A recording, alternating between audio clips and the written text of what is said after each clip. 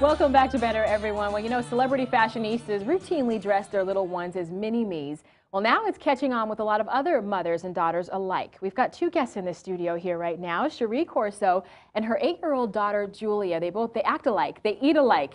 Now they're dressing alike. They're in our studio, obviously color coordinated. They're talking about this growing trend, and we also want to talk too about the controversy with some people saying that this may not be necessarily what they think is the thing that they would do with their young daughter, but I want to hear what you have to say about it. Good to have you here in the studio. Thank you. I'm so happy to be here. And you too, Julia. Good to have you here. I know you took some time off of school just to be here for the interview, so thank you very much for doing that. A lot of people have heard your story and read your story in the New York Post, and they really went into detail about how you and your daughter go to great lengths to make sure that you do a lot of things together and you dress so much alike. Is this something that you planned way before you even had a daughter, or well, after? First of all, your shoe fell off. That's okay. It's okay. It's okay. Here, I'll get it for you. How about that? Keep talking, Mama. Well, keep you know talking. What? My mother used to dress my sister and I alike. I'm dressing you right now. Yes. It really goes. Got it. It really goes back to the 1970s and even before, that people would dress alike as a connection to show that you're part of the same family. Mothers and daughters, okay. Mothers and daughters, or brothers and sisters, or fathers and son.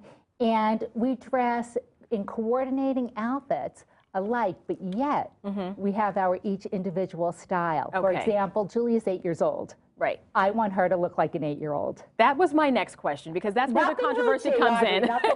This is very tasteful. I mean, we've seen the exact opposite, where the mom is dressed a little risque and the daughter's got the little mini-me version of it. That's not me. Some people say, you know what, either she's going to end up looking like the mom or the mom's going to end up looking like the girl. How do you make sure that your outfits are tastefully coordinated and appropriately worn by both of you? Well, it's mommy first, friend second, and I'm a role model for my daughter. Right. And you're my role model. Oh, that's so sweet. And Julia has excellent taste. She's always loved color and style, and it's a hobby that we Julia, do. Do you go out and shop for your outfits, and then you help mommy pick out hers too? Sometimes you'd like to start with me when we go shopping, and when we go shopping to pick out outfits. We don't usually plan to do it, but sometimes we do, sometimes. It's just happening. I can tell, obviously, that it's from the moment you walked in the studio that you have a special bond with your daughter. Right. She is your only daughter, is that correct? This is my only daughter. Okay. So when you're doing the shopping with her, it's more than just buying clothes and picking out clothes. It's more than just buying clothes. Bonding. It's an experience. Yeah. It's like a hobby. It's a hobby. Okay. You teach her financial responsibility? I teach her the finance. I want to teach her. I've been in fashion my entire life. I'm an ex-model, and I have a organic cosmetic company, non-toxic, and I try to dress Julia that's appropriate for her age. And when we dress, I want her to dress for her proportion and her body type, and the colors that are complementary to her complexion too. And we like to coordinate them. And we always start with an inspiration piece. An inspiration piece that you have. And speaking of inspiration, you've written a book together, is that correct? Yes. Okay. Yeah. What's the book called? It's called Crazy Ponytails.